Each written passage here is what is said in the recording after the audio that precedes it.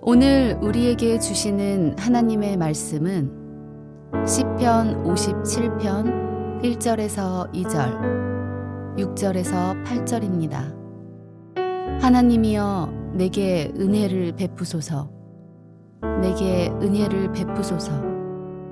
내 영혼이 주께로 피하되 주의 날개 그늘 아래에서 이 재앙들이 지나가기까지 피하리이다. 내가 지존하신 하나님께 부르짖으며 곧 나를 위하여 모든 것을 이루시는 하나님께로다. 그들이 내 걸음을 막으려고 그물을 준비하였으니 내 영혼이 억울하도다. 그들이 내 앞에 웅덩이를 팠으나 자기들이 그 중에 빠졌도다. 하나님이여 내 마음이 확정되었고 내 마음이 확정되었사오니 내가 노래하고 내가 찬송하리이다. 내 영광아 깰지어다. 비파야 수금아 깰지어다. 내가 새벽을 깨우리로다. 아멘.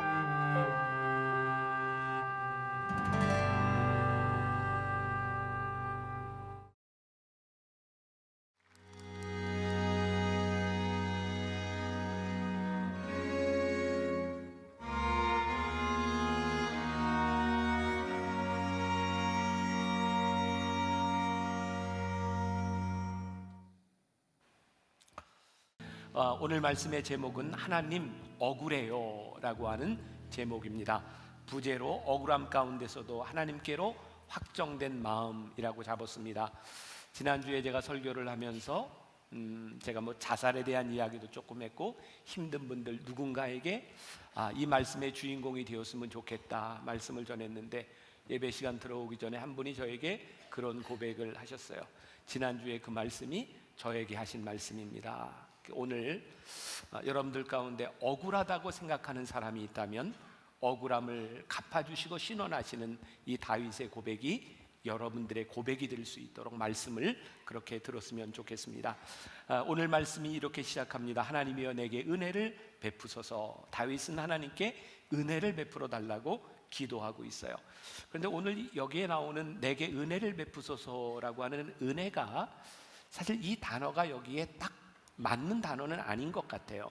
문맥상으로 볼 때 제가 NIV 영어 성경을 보니까 영어 성경에서는 이 은혜를 Have mercy on me 이렇게 표현을 했더라고요. 자비를 베푸소서.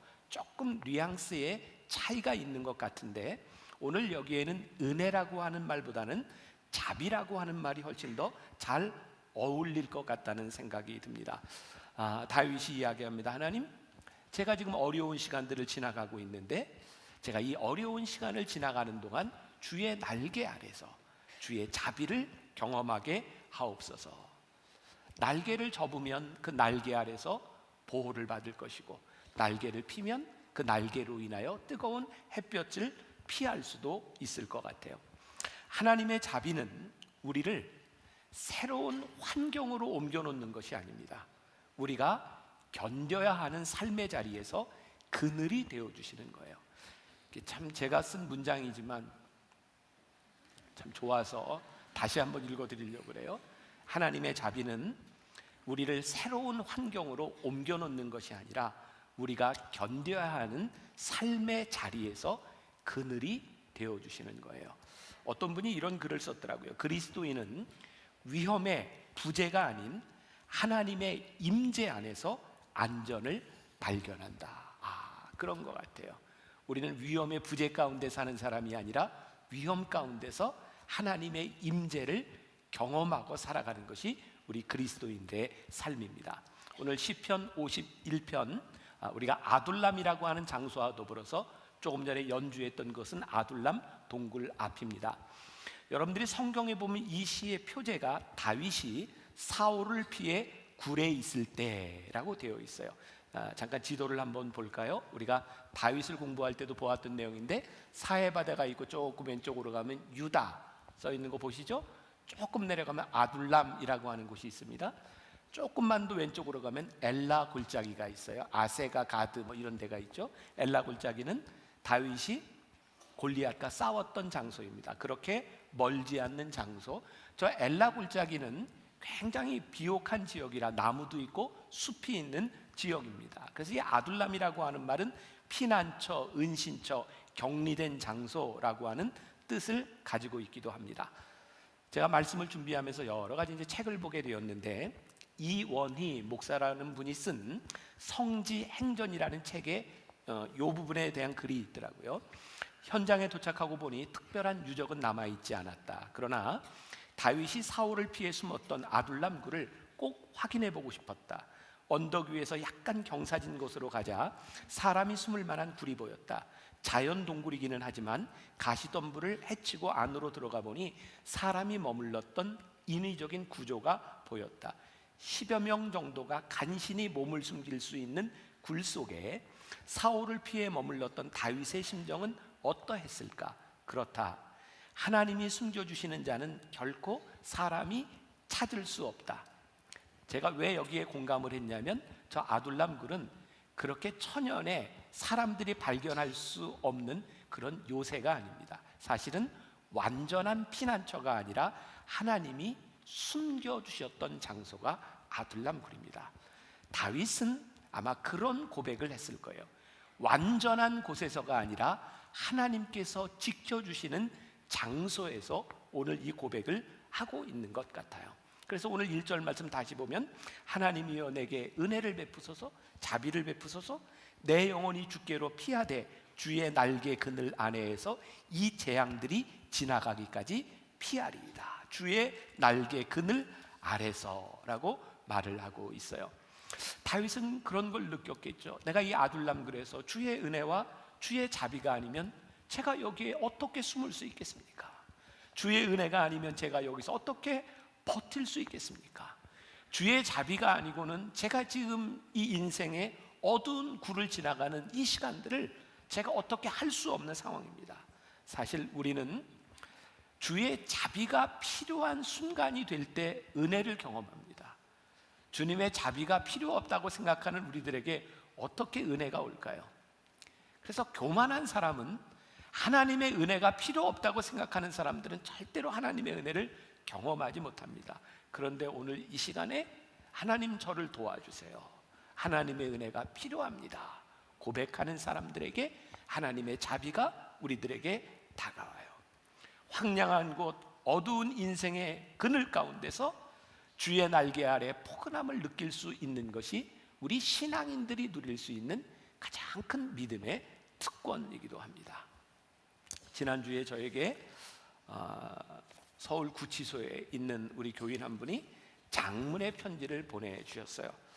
제가 이 편지를 보면서 인생에 이렇게 어려운 때를 지나가면서 이렇게 아름다운 고백을 할 수 있구나, 그런 생각을 하면서 편지를 보았고, 제가 한 문장 정도를 여러분들에게 좀 읽어드리려고 합니다. 세 사람의 기쁨. 세상에서 가장 비천하고 낮은 곳에 성령이 임하면 그곳이 가장 성스럽고 귀하고 영광스러운 자리가 됩니다. 지금 이곳이 축복받는 자리가 되었습니다. 가장 영광스러운 자리도 하나님의 빛이 없다면 힘들고 괴로운 지옥일 뿐입니다. 제가 어디에 있는가 하는 것은 중요하지 않고 제가 있는 이곳에 주의 영이 계시는지 성령의 빛이 비추는지가 중요할 뿐입니다. 저에게 여러 장의 편지를 보냈는데 이분이 이 구치소 안에서 너무너무 감사한 시간들을 지나고 있는 거예요. 여러분, 다윗이 있었던 아둘람 동굴과 같은 그런 황량한 그런 곳이 아니었을까요? 그런데 거기에서 느끼는 하나님의 자비하심과 인자하심, 그것이 이분에게 얼마나 놀라운 고백인지 몰라요. 그래서 우리에게 필요한 것은 피난처가 아니라 우리가 있는 그 위험한 곳에서 그늘이 되어주시는 하나님의 은혜를 고백하는 것이 우리 신앙인들에게 필요한 일이구나. 다윗은 10년 동안 사울 왕에게 쫓겨다니면서 고백했던 시를 시편 18편에서 쓰고 있죠. 우리가 이미 배웠던 말씀입니다. 나의 힘이 되신 여호와여, 내가 주를 사랑하나이다. 여호와는 나의 반석이시오, 나의 요새시오, 나를 건지시는 이시오, 나의 하나님이시오. 내가 그 안에 피할 나의 바위시오, 나의 방패시오, 나의 구원의 뿌리시오, 나의 산성이시로다. 다윗이 고난의 시기를 지나가면서요, 수렁에 빠져 있을 때 반석 위에 세우시는 하나님을 경험했어요. 그가 적들에게 노출되어 있을 때 요새가 되어주시는 하나님을 경험했어요. 적들이 덫을 놓았을 때 그 덫에서 건지시는 하나님을 경험했어요. 다윗은 그의 인생의 어두운 동굴 가운데서, 어두움 가운데서 하나님의 은혜와 자비를 계속 경험하죠. 그래서 2절에 가서 다윗은 이렇게 이야기합니다. 내가 지존하신 하나님께 부르짖으며 곧 나를 위하여 모든 것을 이루시는 하나님께로다. 자, 제가 이 시편을 우리들이 잘 볼 수 있는 방법이 있다 그랬어요. 감정이입. 다윗이 어떤 마음으로 이 시를 쓰고 있을까? 그의 신앙의 관점에서 우리들이 이 시를 볼 필요가 있어요. 저에게는 이런 느낌이었어요. 지존하신 하나님, 지존하신 하나님, 저기 높이 계신 하나님인 거예요. 이 말은 그냥 나와 멀리 떨어져 있다 이런 의미가 아니라 정말 하나님 높으신 분이세요. 그래서 다윗이 부르짖어, cry out 했다. cry out. 그가 부르짖어 하나님께 이야기. 하나님, 저를 도와주세요. 하나님, 저를 위해서 일하시는 분이죠. 저에게 어떤 느낌이 들었냐면 다윗은 하나님께 부르짖어 기도할 때 그런 마음이었을 것 같아요. 하나님, 제가 담대하게 하나님 앞에 나아가서 하나님 앞에 부르짖어 기도할 수 있는 것, 하나님, 제가 하나님의 은혜를 받을 만한 사람입니다. 하나님, 저를 도와주세요. 하나님, 제가 있는 이 어려움 가운데서 하나님의 뜻이 이루어지도록 나를 도와주세요 라고 말할 수 있는 담대한 신앙을 가지고 나아갔던 것 같아요. 제가 가끔 변화산 새벽 기도할 때 여러분들에게 그런 표현을 씁니다. 여러분, 십자가 앞에, 십자가 보좌 앞에 다 함대에 나와서 하나님께 기도하세요. 하나님이 거리상 멀리 떨어져 있는 분이 아니라 내가 하나님 앞에 다 함대에 나아가서 하나님 저를 살려주세요 라고 말할 수 있는 그 믿음이 우리들에게 귀한 거예요. 왜? 지존하신 하나님 앞에 부르짖어 기도하는 것만큼 겸손한 게 없습니까? 겸손하지 않은 사람이 어떻게 부르짖어 기도하겠어요? 겸손이라고 하는 말을 제가 이렇게 떠올리면서 글을 쓴 게 있어요. 제가 쓴 글인데 참 또 좋아요. 그래서 조금 읽어드릴까 하는데, 예, 읽어드릴게요. 조금. 겸손 생각하기. 지난 연말에 저희 교회에 찾아온 헤어 아티스트가 있었습니다.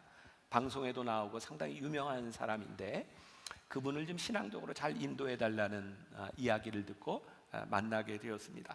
여러 가지 이야기를 나누다가 본인의 샵으로 저를 이렇게 초청하게 되었고, 제 머리를 이렇게 깎아주고 싶다고 해서 그곳에 가게 되었어요. 그분이 우리 교회 크리스마스 예배부터 송구영신 예배를 드리는 동안 이렇게 설교하는 제 모습, 제 머리를 보면서 저 머리를 어떻게 깎으면 좋을까 계속 그 생각을 하고 있었고요. 저도 처음으로 제 머리를 가지고 아티스트가 생각할 여지가 있다는 사실에 굉장히 놀랐어요. 처음으로 전문가의 손길에 제 머리를 맡기게도 됐고요. 자, 이제 겸손이라고 하는 말로 돌아가 보겠습니다. 한 분야에서 성공한 사람, 그렇지만 공허하고 외로운 사람, 그래서 자신을 지으신 분이 누구인지를 찾고 싶어서 교회를 찾아온 그분에게 제가 이렇게 말을 했습니다. 선생님, 우리 인생에서 가장 가치 있는 일이 무엇일까요? 전문성을 가지고 돈을 버는 인생에서 세상적으로 말해 엑셀런스 필요하죠. 하지만 더욱 중요한 일은 내가 가지고 있는 이 탁월한 엑셀런트가 온전히 하나님께 쓰임 받을 때가 아닐까요? 삶의 공허함은 나의 열심으로 사는 것이고, 삶의 보람은 하나님께 쓰임 받는 것입니다. 그리고 하나님께 쓰임 받기 위해서는 겸손해야 합니다. 이 말은 저 자신에게 하는 말이고, 오늘 새벽에도 하나님께 드린 간절한 기도입니다. 엄밀히 말해서 겸손을 생각하는 마음 자체가 겸손하지 않은 것이 사실입니다. 겸손하겠다는 마음 가운데는 이미 나는 자랑할 것이 많다거나 교만하다는 것을 반증하고 있기 때문입니다. 그런데 하나님께서는 겸손한 자를 찾으신다고 하니 겸손을 위해 기도해야 하는 것이 사실입니다. 어쩌면 겸손이란 하나님 앞에서 매일매일을 씨름하며 내 속에 있는 욕망과 싸우는 것이 아닐까요? 겸손이라는 말이 내 속에 있을 때 적어도 세상에 살면서 하나님을 바라보는 갈망이 생기는 것이 아닐까요? 다시 아티스트 이야기로 넘어가 보겠습니다. 그의 인생이 그랬습니다. 이름이 나면 날수록 겸손해야겠다는 마음을 가지고 살았는데 그게 그렇게 힘들다는 거예요. 사람들을 만나면서 겸손해 보이려고 하면 할수록 자신이 잘난 척하고 있다는 것을 느낄 수밖에 없었다고 합니다. 그래서 이렇게 생각해 보자고 했습니다. 당신이 가지고 있는 최고의 것이 그저 하나님 앞에서 쓰임받는 것, 그것이 너무 기쁘고 감사한 것, 그것이 겸손이 아닐까 말입니다. 오늘도 하루가 우리에게 주어졌습니다. 하나님은 우리의 완전한 마음이 아니라 하나님을 향한 갈망을 바라고 계시지 않을까요? 오늘 저는 그런 겸손을 생각합니다. 겸손해지지 않으면 하나님께 부르짖지 않습니다. 그리고 우리가 마땅한 자격이 있다고 생각하고 내가 마땅히 보상을 받아야 되겠다는 생각이 드는 한 우리는 절대로 겸손해지지 않습니다. 그런데 아이러니하게도 그래요, 하나님은 겸손한 자를 찾으시니 제가 겸손할게요 라고 말하는 그 순간에 이미 우리는 교만이 있는 거예요. 그래서 저는 신앙은 싸움이라고 생각해요. 내 안에서 하나님 앞에 겸손하기 위해서 끊임없이 싸울 수 있는 하나님을 향한 갈망, 그것이 우리로 하여금 하나님의 자비와 은혜를 경험하게 하는 것이지, 우리들이 완전히 겸손하거나 우리들이 자격이 있어서 하나님의 은혜를 받는 것은 아닌 것 같아요. 그래서 오늘 여러분들의 마음 가운데, 이 말씀을 듣는 우리들 가운데 하나님의 말씀으로 인하여 우리들에게 일어나는 그 갈망들이, 갈등들이 우리들에게 있었으면 좋겠다. 오늘 이제 다윗의 갈등으로 한번 들어가 보겠습니다. 오늘 6절 말씀 같이 봅니다. 그들이 내 걸음을 막으려고 그물을 준비하였으니 내 영혼이 억울하도다. 그들이 내 앞에 웅덩이를 팠으나 자기들이 그 중에 빠졌도다. 가로하고 셀라. 자, 여기 이제 중요한 포인트인데요. 여기서 다윗이 내 영혼이 억울하도다, 이렇게 억울하다고 이야기를 하고 있어요. 오늘 여기 예배드리는 여러분들 가운데도 좀 억울한 분이 있을 것 같아요. 내 인생 참 억울합니다. 자, 아둘람에 있는 다윗의 심정으로 우리가 감정이입을 한번 해봐요. 아둘람 굴이 있는 곳에서 베들레헴이 그렇게 멀지 않습니다. 베들레헴은 다윗의 고향이에요. 자, 다윗이 언제 사무엘한테 저에게 기름 부어주세요 그랬습니까? 아니죠. 사무엘이 가서 기름 부었어요. 다윗은 기름 부음을 받고 난 다음에도 사무엘이 기름 부어 주었으니 나는 왕처럼 살 거야 그랬나요? 아니요. 그냥 목자로 살았어요. 그리고 다윗이 골리앗과의 싸움이 있었던 그 엘라 골짜기로 갈 때도 싸우러 간 게 아니라 아버지가 내 형들에게 도시락 좀 싸다 줘라, 그래서 먹을 거 갖다 주러 갔다가 거기에서 거인이 하나님을 모욕하는 얘기를 듣고 분개해서 싸웠어요. 그리고 돌을 던졌는데 맞아가지고 쓰러졌어요. 그게 다예요. 그랬더니 사람들이 사울왕은 천천히요, 다윗은 만만이라 일약 스타가 됐어요. 여기까지 오는 동안 다윗이 계획하고 다윗이 원해서 된 일이 하나도 없는 거예요. 그냥 그는 그 자리에 와 있는데 그 일로 인하여 사울왕이 다윗을 시기해서 죽이려고 그래요. 다윗이 도망가죠. 어디로?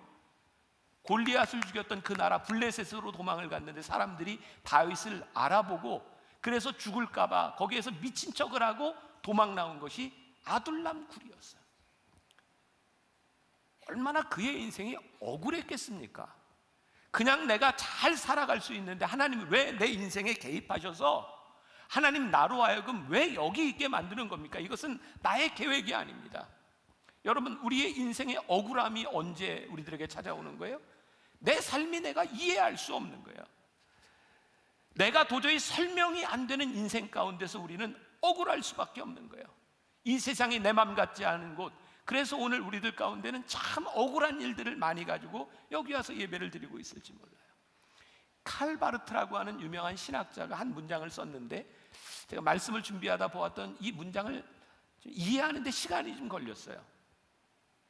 하나님으로 인해 화나지 않는 사람은 그분이 아니라 자신을 섬기고 있는 것이다. 여러분 이해가 되세요? 하나님으로 인해 화가 나지 않는 사람은 하나님을 믿는 게 아니라 자기를 믿는 거예요.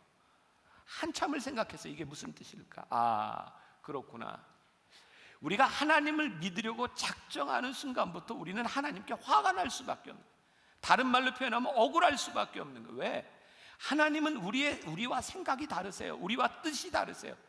내가 하나님을 믿으려고 결정하는 그 순간부터 내가 가고 싶은 길과 하나님이 우리를 인도하시는 길은 다른 거예요. 그래서 하나님을 믿으면 내 인생에 화가 나는 거예요. 만일 하나님을 믿는다고 하면서 내 삶에 아무 갈등이 없어, 그러면 우리는 하나님을 믿는 것이 아니라 그냥 나를 믿고 살아가는지도 몰라요. 그래서 신앙의 길이라고 하는 것은 필연적으로 다윗이 억울하게 생각했던 하나님과의 신앙적인 관계에서 그가 억울하다고 생각하며 그가 찬양으로 나아갔던 이 길을 가지 않는다면 우리는 신앙의 길을 제대로 가지 못하는 것인지 몰라요. 그래서 오늘 우리가 하나님을 믿는 우리가 오늘 예배를 드리면서 억울하다라고 생각하는 게 전혀 이상한 것이 아닌 거예요. 이제 그 이상 나아가야 되는 거죠. 제가 말씀을 준비하며 읽었던 책이 있어요. J.D. 그리어의 하나님을 하나님 되게. 거기에 보면 미국에서 방영되는 리얼리티 쇼인데 90일 피앙세라고 하는 프로그램이 있답니다. 이 프로그램은 남녀 간의 서로 이상적인 이상형에 대해서 다 쪽지로 적어내서요, 가장 이상적으로 잘 맞는 사람을 딱 한 방 안에 넣어놓고 90일을 살게 하는 겁니다. 신기하게도 완벽한 이상형을 만나서 사는데 살면서 계속 싸우고 부딪히는 거예요. 그게 자연스럽다는 거예요. 하나님 억울해요. 하나님 억울해요. 내가 하나님 믿으러 왔는데 하나님 억울해요. 당연한 일입니다. 하나님은 우리와 같은 인생이 아니시고 우리를 인도하시는 하나님 앞에 하나님의 인도하심을 받는 것이 얼마나 억울하게 생각되는지 몰라요. 그런데 그 억울함 가운데서 나를 지키시는 하나님을 발견하기 시작할 때 하나님이 어떤 분이신지를 알게 될 때 비로소 우리가 하나님을 찬양하게 되는 거예요. 그래서 이 하나님을 찬양한다고 하는 것은 진짜 놀라운 신앙의 고백인 거예요. 여기에 우리가 셀라라고 하는 말이 나오잖아요. 이 부분을 좀 이제 설명을 해야 될 것 같은데, 제가 네이버 지식백과에서 셀라라고 하는 말을 찾아보니까 이렇게 나와 있더라고요. 목소리를 높이다, 찬양하다, 이런 뜻이래요. 그러니까 지금 다윗이 나를 잡으려고 웅덩이를 판 것, 내 영혼이 억울합니다, 그렇게 나오더니 웅덩이를 판 자들이 거기에 빠졌습니다, 셀라, 이렇게 나오는 거예요. 자, 그 부분을 여러분 생각하면서 보셔야 돼요. 70인역 성경에 보면 이 셀라라고 하는 부분을 어떻게 설명하고 있냐면, 성가대들이 찬양을 할 때 찬양을 멈추고 관현악단이 여기를 막 이렇게 고조돼서 막 올라가는, 쫙 올라가는 그런 부분들을 셀라, 그렇게 표현한 거예요. 우리식으로 생각을 해봤어요. 이렇게 어려운 일을 당했는데 이 예가 참 좋을 것 같아요. 이제 적절한 게 떠올랐네요. 춘향이가 이렇게 칼을 차고 이렇게 그 나쁜 사또가 변사또, 변사또에 의해서 막 죽게 힘들고 있는데 암행어사 줄도요, 얼씨구 시구 막 이런 거 있잖아요. 이게 상황이 확 반전되는 거예요. 야, 내 영혼이 너무너무 억울했는데 하나님, 그들이 파는 웅덩이에 그들이 빠졌습니다, 하나님 살아계십니다. 이게 셀라, 이때 하나님을 찬양하는 거예요. 다윗의 삶에서 그가 억울하다고 생각했던 그의 인생에 하나님께서 개입하셔서 하나님께서 인도하심을 보기 시작할 때 갈등이 아니라, 억울함이 아니라 내가 하나님을 찬양합니다, 인생이 지금 이렇게 역전되고 있는 거예요. 그래서 7절과 8절에서 다윗이 이렇게 결심해요. 이 상황 가운데서 하나님이여, 내 마음이 확정되었고 내 마음이 확정되었사오니 내가 노래하고 내가 찬송하리이다. 내 영광아 깰지어다, 비파야 수금아 깰지어다, 내가 새벽을 깨우리로다. 억울함에 더 이상 마음을 빼앗기지 아니하고 내 인생을 바꿔주신 하나님 앞에 내가 하나님 결심하옵나니 내 마음이 확정되었사오니 내가 이제 주님을 찬양하겠습니다. 이때 나오는 것이 찬양이었어요. 자, 오늘 말씀 처음으로 다시 돌아가요. 하나님의 자비하심을 경험하는 것, 하나님의 은혜를 경험하는 것은 우리들의 자리를 옮기는 것이 아니라, 위험에서 옮겨지는 것이 아니라 우리의 위험 가운데서 우리를 지키시는 하나님의 자비를 경험하는 것, 그때 우리들이 부르는 것이 찬양인 거예요. 모든 상황 속에서 주를 찬양할지라. 다윗의 고백으로 우리 한번 이 찬양을 같이 불러보면 좋겠습니다.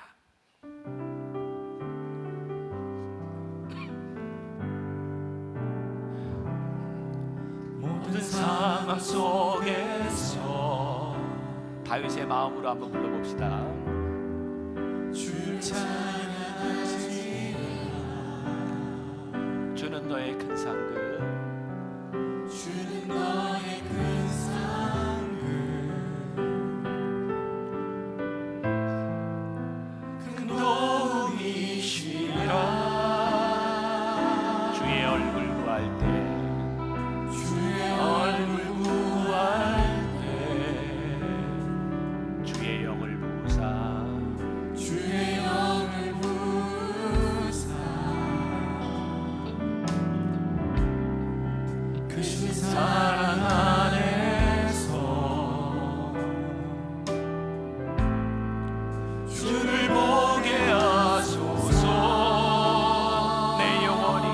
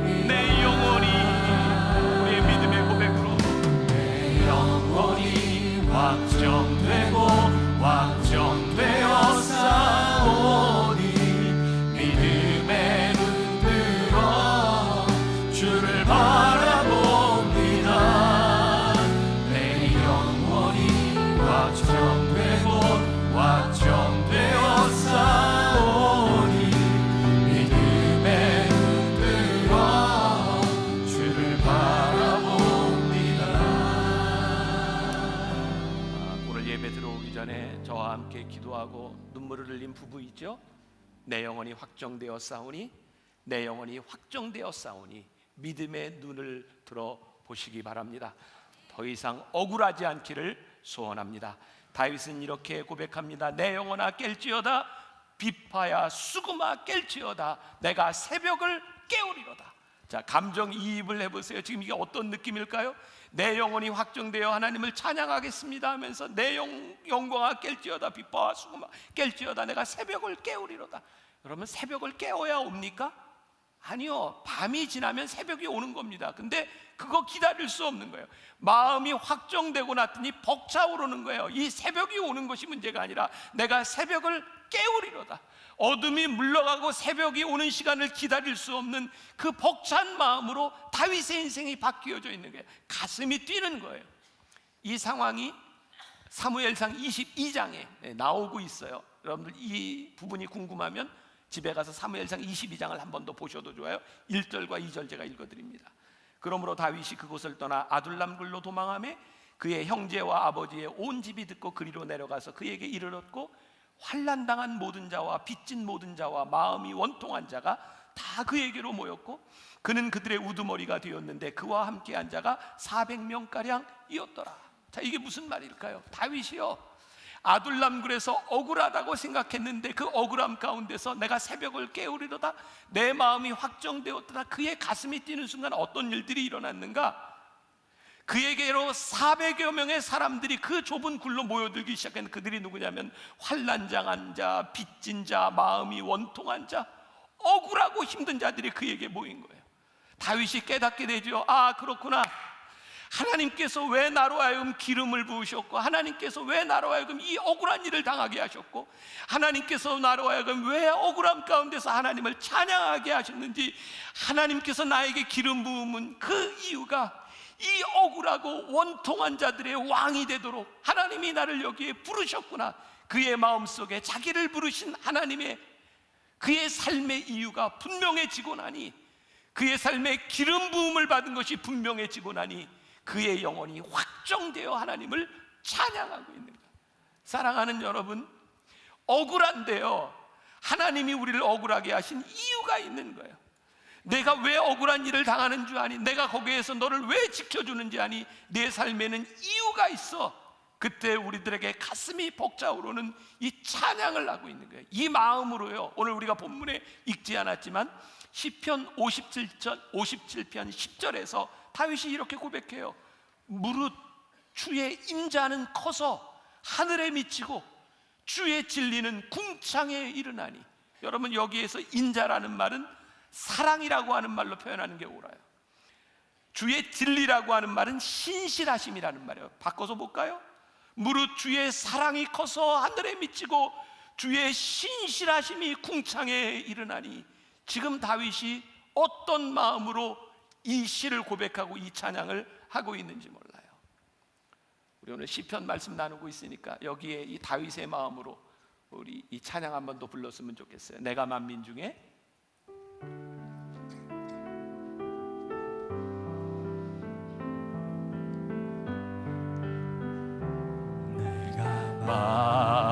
만민 중에 오 주께 감사하며 주님을 찬양하리. 열방 중에서 주의 인자는 커서 하늘에 미치고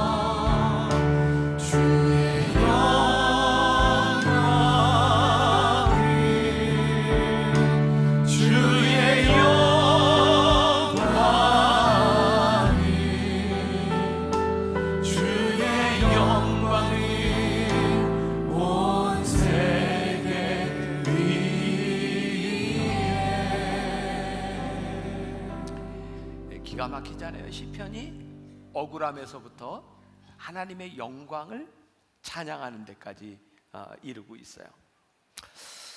말씀을 마무리하려고 하는데, 언젠가 제가 우리 장로님들과 함께 식사를 할 자리가 있었습니다. 한 장로님 이야기를 듣게 되었습니다. 그분이 소위 이렇게 세상에서 중요한 요직에 있던 분이에요. 청와대 그 국가안보실 비서관으로 있다가 뭐 이제 퇴직하셨으니까 얘기해도 될 것 같아요. 이제 국정원 1차장을 마치고 굉장히 중요한 직책에 있던 분이죠. 이분이 은퇴를 하고 난 다음에 권사님과 함께 부부가 중국에 여행을 하게 되었답니다. 여행 코스 중에 그 건강 진료 코스가 있어서요. 이렇게 한의 그 중의에게 가서 이렇게 맥을 잡는 그런 코스가 있었던 모양이에요. 이렇게 맥을 딱 잡는데 그 사람이 이렇게 이야기를 하더래요. 아이고, 오랫동안 너무 고생을 해서 진이 다 빠지셨네요. 용하다, 이런 생각이 들었대요. 근데 이제 그 권사님 맥을 딱 잡는데 또 이렇게 얘기를 해요. 큰 병을 앓은 적이 있군요. 용하다. 그래서요 100만 원이 넘는 약을 이렇게 줘가지고 와서 먹는데, 먹는 날부터 계속 설사를 했는데 이거를 비싸서 이거 안 먹을 수도 없고 고민이라 그래서 제가 그 얘기를 들으면서 참 우리나라가 참 걱정이다. 국가안보실에 있는 1차장이 저렇게 속고 다니니 이 나라가 이게 괜찮을까, 막 그런 걱정도 들고요. 제가 그 장로님한테 이렇게 얘기했어요. 장로님 나이에 은퇴하면서 진 빠지지 않은 사람 누가 있어요? 권사님 나이쯤 돼가지고 큰 병 한 번 안 알아본 사람이 누가 있겠어요? 거기에 속아요, 거기에. 그랬더니 돈 내고 수업료 내고 잘 배웠다고 그렇게 얘기를 하더라고요. 세상은 왜 우리를 속일까요? 우리를 사랑하지 않으니까. 세상은 우리를 돈벌이로 보니까 우리를 속여요. 우리를 사랑하지 않는 사람들은요, 얼마든지 우리를 속이고 우리를 능욕하고 우리를 멸시합니다. 우리를 사랑하지 않으니까. 다윗의 이 고백, 이 시편의 고백, 우리들이 하나님을 찬양하는 것은요, 하나님의 신실하심을 우리들이 찬양할 수 있는 이유는 딱 하나밖에 없습니다. 주의 인자는 커서, 주의 사랑이 커서, 주의 신실하심이 저 궁창에까지 미치나니 하나님이 우리를 사랑하시기 때문에, 말로 할 수 없이 하나님이 우리를 사랑하시기 때문에 우리들이 하나님을 찬양할 수밖에 없는 거예요. 세상은 우리를 속일지라도, 세상은 우리를 돈벌이로 바라보고 우리를 속이는 이 세상 가운데서 우리들이 하나님을 바라보며 살아가는 게 왜 축복이고 왜 은혜이고, 하나님의 자비하심과 은혜를 경험하고 살아가는 것이 우리들에게 얼마나 복된 일인지. 다윗은요, 이 시편은 우리들에게 허황된 세상의 이야기를 하는 것이 아니라, 우리들이 이 세상을 살아가며 어떤 위험도 없고 어떤 어려움도 없고 그것을 이야기하는 것이 아니라, 지금 현실에 뿌리박고 살아가는 여러분들의 삶 가운데 어떤 일을 지나갈지라도 그곳에서 우리를 지켜주시는 하나님으로 인하여 우리들이 부를 수 있는 찬양을 오늘 우리들에게 이야기하고 있는 거예요. 오늘 이 다윗의 억울함이 찬양으로 바뀌었던 이 고백이 여러분들의 삶에서도 동일하게 고백되기를 주님의 이름으로 간절히 축원합니다. 오늘 말씀에 또 반응하는 이야기를 또 듣고 우리 다 함께 찬양하면 좋겠습니다.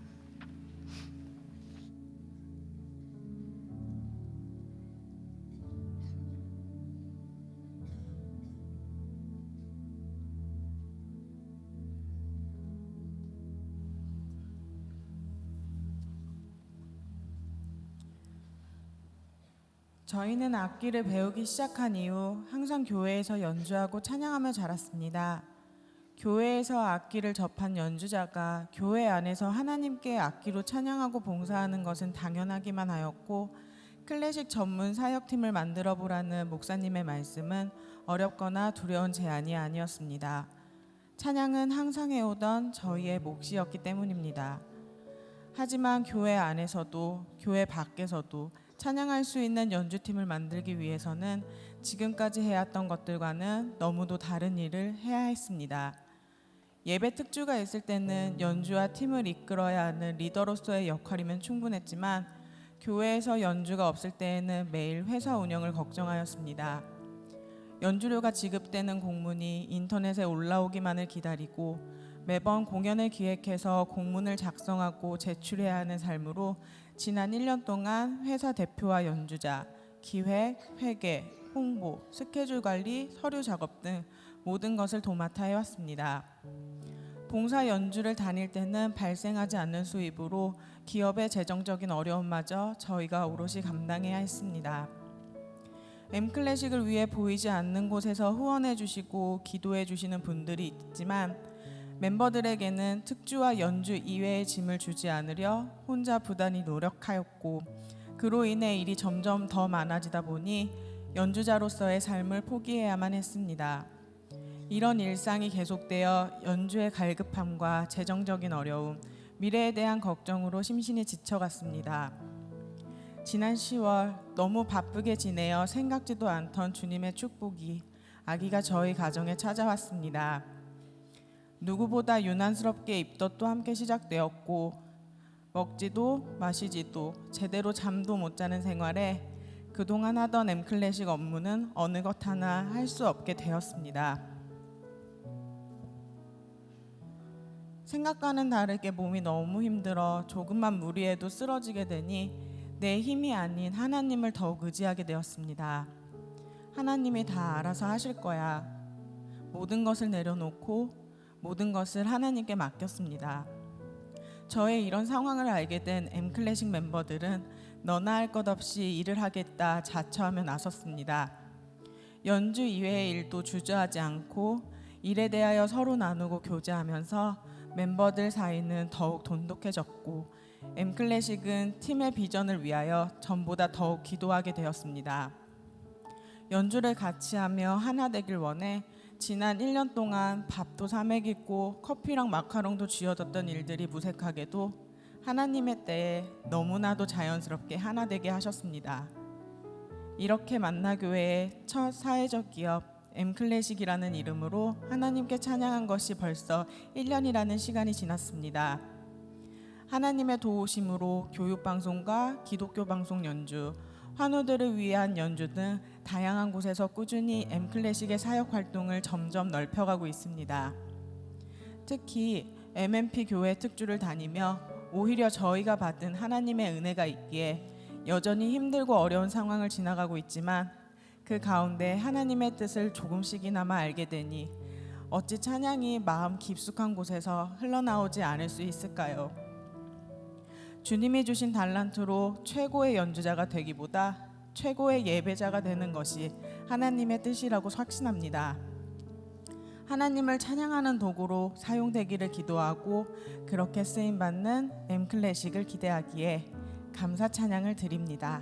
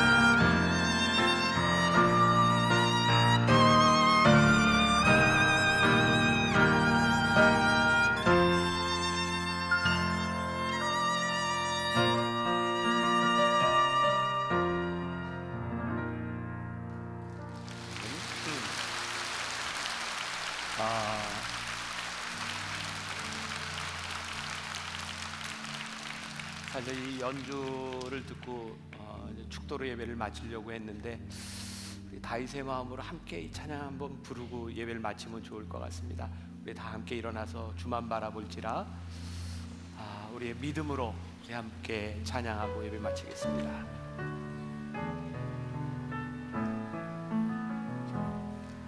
하나님의 사랑을 사모하는 자, 하나님의 평안을 바라보는 자, 너의 모든 것 창조하신 우리 주님이 너를 얼마나 사랑하시는지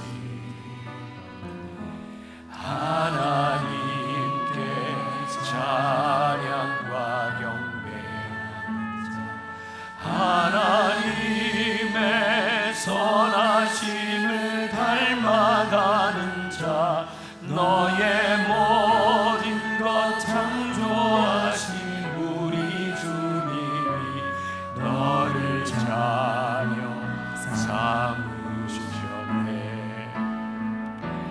하나님 사랑의 눈으로 너를 어느 때나 바라보시고, 하나님 인자한 귀로서 언제나 너에게 기울이시니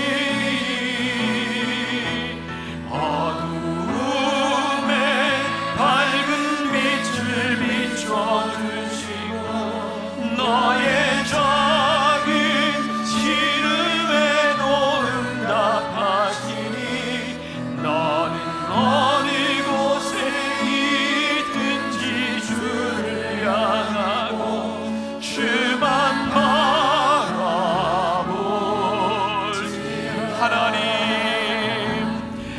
하나님 사랑의 눈으로 너를 어느 때나 바라보시고, 하나님 인자한 귀로서 언제나 너에게 기울이시니 어두움에 밝은 빛을 비춰주시고 너의 작은 시름에도 응답하시니 너는 어느 곳에 있든지 주를 향하고 주만 바라볼지라.